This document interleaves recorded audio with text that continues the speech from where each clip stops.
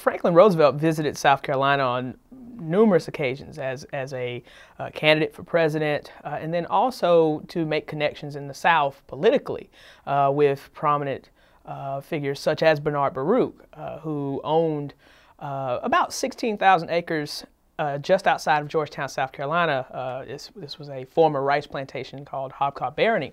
Baruch did open his home to FDR on several occasions, the most notable of which was in April and May of 1944.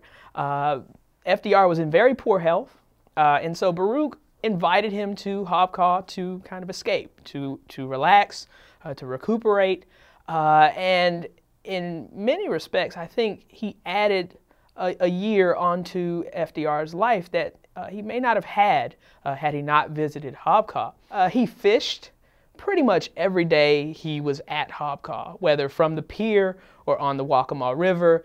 He was even invited to Arcadia Plantation, where he fished off a bank into a pond on that site, but he had no luck. One of the reasons he failed was that it wasn't fishing season.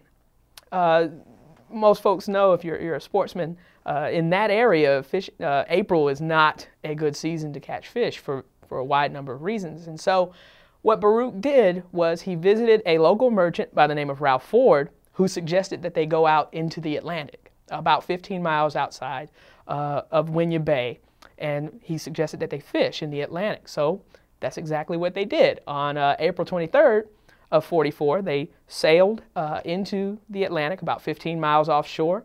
There were sort of Coast Guard patrols kind of circling the expedition, and then there were kind of Marines along the rice marshes. I mean, so you're talking about all kinds of security, but he said he had the best fishing of his trip.